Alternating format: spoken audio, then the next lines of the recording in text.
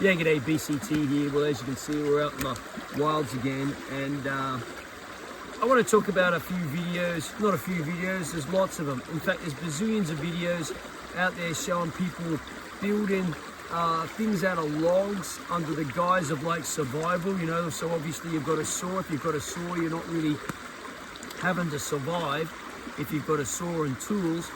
And they're building houses, they're building tent-like structures, they're building things into banks. Then they're taking out their Glad Wrap or their polyfilm or their cling film, which you buy in any supermarket, just happen to have that with me. And they're building these covers around these things and labeling those like survival shelters. Of course, some are saying partway through the clickbait videos that, you know, it's not really survival, they're just showing it.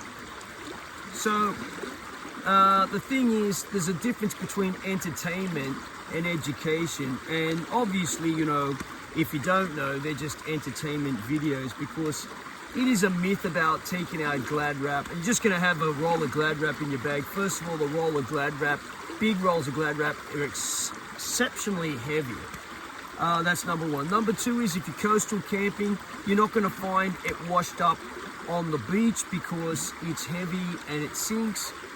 This kind of thing, you're just not going to find it washed up on the beach. What you're going to find washed up on the beach is stuff like wood, pallets, drums, anything like that. That's what, on rope, netting, old fish netting, that kind of flotsam and jetsam. That's what you're going to find washed on the beach, and that's what you've got to make do with. That's my experience from both the southern hemisphere and the northern hemisphere beaches, the kind of junk. Of course, there are exceptions to all those rules. So let's come back to these Glad Wrap type, as we call it in Australia, type structures. Well, that's all good and well, but at the same time, everyone is preaching about plastics in the environment.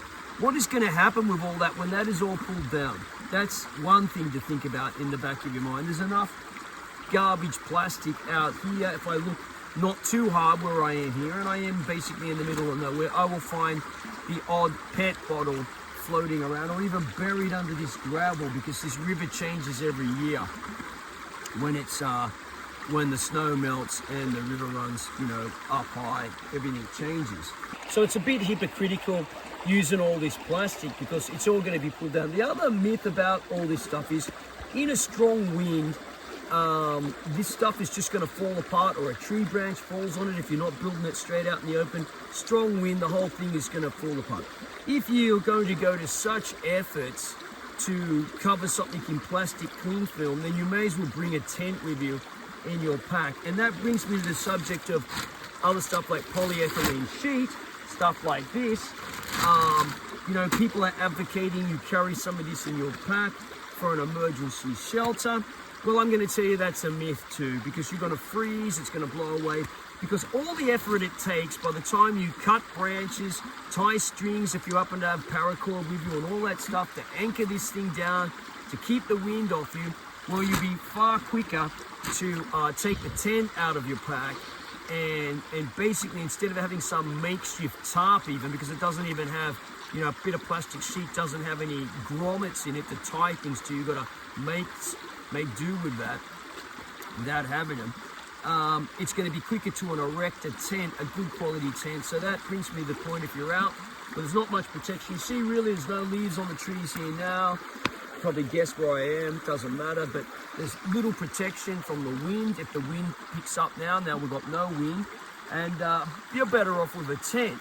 You're not better off with a bit of plastic sheet. So don't think by watching these videos, if you don't know, you can just go out, I don't want to spend the money on a tent. Heck, a tent's really expensive.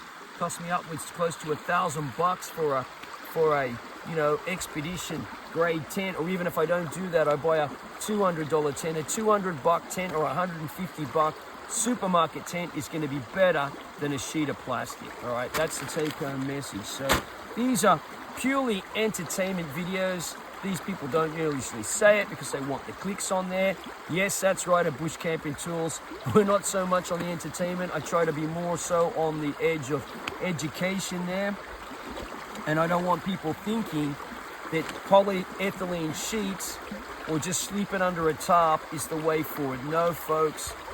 Good quality tents have been around and, you know, freely available to, you know, most people, you know, with half a budget. Don't use a piece of polyethylene sheet. This is to erect something outside the tent. Okay, so I'm not trying to detract away from the survival thing, because if you happen to be stranded in a vehicle somewhere, and obviously there was some of this in the car, maybe you were going to go and build a tunnel house or whatever with this, sure, you've got to have the brains to take it out of the car and use it as a protective cover, a wind cover, maybe if you have to be cooking some food out of the car while you're waiting to be rescued. Sure, you know, sure, you could use this and try to build one of these condensation stills, where you put all the green leaves in there, you dig a hole and the water comes out of the green leaves. I'll tell you too, that's a bit of a myth too, because in order for that to work, first of all, there's got to be green leaves. You can't do that now, there's no green leaves at this time of year. Of course, what about when there are leaves on the trees? Can you build one of these, you know, stills like that, these things? Well, the answer is sure, you can build them, but they barely produce any water whatsoever. You'd be surprised. You're better off taking a plastic bag and tying the plastic bag around the whole tree or branches of the trees, leafy trees, in the sun. And even then, it takes an awful lot to get you won't even get a mouthful of water out of it, right? You will not get a mouthful of water out of it. This is a complete and utter myth, okay? Sure, water will condense on it, but the effort again to do all that far outweighs the amount of water you're going to get. You're better off to look for where there may be signs of water to begin with, if you don't happen to be right in the middle of the driest, hottest desert in the world. I've made videos about that, where and how to look for water, where there's no obvious water. So I invite you to go to those playlists and check that out. All right, thanks for watching Bush Camping Tools here. And we'll go and take this and try and recycle it.